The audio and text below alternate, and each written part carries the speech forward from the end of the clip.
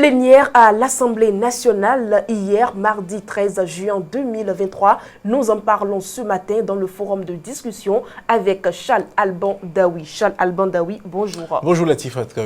Désignation des députés au sein des parlements régionaux. Le concept majorité-minorité divise encore les députés. Oui, et c'est malheureux ce qui arrive parce qu'on se rend compte que la politique est un domaine dans lequel des notions très simples comme majorité et minorité peuvent diviser des personnes quand même qui sont allées à l'école et qui sont sachant de ces choses-là. Parce que quand on parle de majorité, de minorité au sein d'un parlement, on ne devrait pas avoir matière à discuter et citant. Vous savez, dans la décision rendue en 2009 par la Cour sur la question, la majorité a été définie comme étant le parti ou la coalition de partis ayant la majorité des sièges du Parlement. Et à l'opposé, la minorité est le parti ou la coalition de partis ayant le moins de sièges. Et quand on parle de majorité de sièges au sein d'un Parlement, cela fait appel tout de suite à l'arithmétique. Tout simplement, une majorité, c'est l'effectif total d'une assemblée divisé par 2 plus 1. On se rappelle, quand on avait 83 députés à l'Assemblée nationale, on se rappelle que pour la 7e législature, pour élire le président de l'Assemblée nationale, l'élection s'est faite avec 42 députés contre 41, tout simplement. Donc, avec 83 députés, la majorité à l'époque, c'était juste 42. Aujourd'hui, nous sommes à 109 députés. La majorité se trouve être à 55 députés, tout simplement. Et donc, du coup, quand on prend la décision de la Cour qui définit le concept de la majorité et de la minorité, il faut juste appliquer cette règle arithmétique pour définir tout simplement quel est le parti qui a la majorité des sièges du Parlement. Il se fait qu'à l'issue des élections législatives de janvier 2023, aucun des partis politiques représentés au Parlement n'a réussi à réunir cette majorité donc de 55 députés.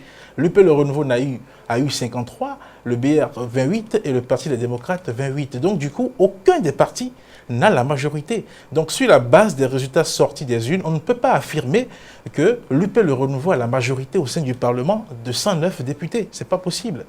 Et donc, pour que la majorité arrive, il faut bien que des députés s'ajoutent aux 53. Et dans le cas d'espèce, le BR étant un parti de la mouvance présidentielle, comme l'UP Le Renouveau, il a fallu que le BR s'ajoute donc à l'UP Le Renouveau pour qu'une majorité se dégage.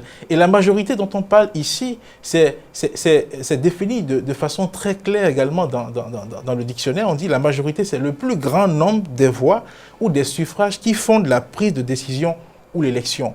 Parce qu'avec les 53 députés de l'UP Le Renouveau, il est vrai qu'ils ont le plus grand nombre de députés, mais avec 53 députés, on ne peut pas délibérer au sein d'un Parlement de 109 députés. Il faut forcément 55 pour délibérer. Donc du coup, l'UP Le Renouveau n'a jamais eu la majorité des sièges au sein de la 9e législature. Il a fallu que le BR s'ajoute donc à l'UP pour qu'une majorité soit définie au sein donc de la mouvance présidentielle. Donc quand c'est fait comme ça, quand vous êtes un parti qui a contribué à définir une certaine majorité, vous ne pouvez plus réclamer un autre titre que celui donc de la majorité au sein de la même assemblée. Donc aujourd'hui, quand un parti comme le Bloc républicain dit, parce qu'il a 28 députés, dit qu'il est de la minorité parlementaire, il y a un problème qui se pose. Et donc du coup, je dis, c'est malheureux que la politique soit un domaine dans lequel des choses aussi simples soient difficiles à comprendre en raison des intérêts qui sont donc en jeu. Il va falloir donc que les partis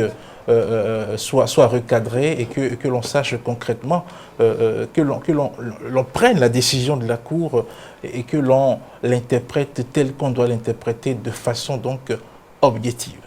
Malgré le rejet par les démocrates de la clé de répartition proposée par la commission des lois, les députés de la mouvance ont désigné leurs représentants. Les démocrates menacent de saisir la Cour constitutionnelle. Une fois encore, on est tenté de dire, parce que là, on se dit, mais finalement, qu'est-ce qui se passe? Les tests, est-ce que leur compréhension est si difficile pour que chaque fois on recourt chaque fois à la Cour des sages? C'est bien dommage, mais écoutez, on ne peut pas faire autrement si la situation le demande. Je pense qu'aujourd'hui, avec la modification qu'il y a eu au sein du Parlement, notamment au niveau du règlement intérieur, et qui supprime la notion de coalition et qui n'instaure que la notion de groupe parlementaire attaché à des partis politiques, si c'est en réalité cette disposition qui rend eh bien, la décision de la Cour de 2009, c'est ce qui rend un peu difficile l'application de cette décision-là. Et donc, du coup, quand on sait que la décision de la Cour prime surtout, en temps normal, c'est le règlement intérieur de l'Assemblée nationale qui doit être revu pour s'arrimer donc à cette décision de la Cour. Parce que tout ce qui sera fait à l'Assemblée nationale et qui sera une violation du règlement intérieur et qui sera une violation d'une décision de la Cour, eh bien, ne va pas être accepté de l'autre côté. Donc, du coup, pour que les notions de coalition puissent entrer en jeu de nouveau, il faut forcément retoucher les tests. Et aujourd'hui, c'est vrai que si les démocrates vont à la Cour va sans doute recentrer la question.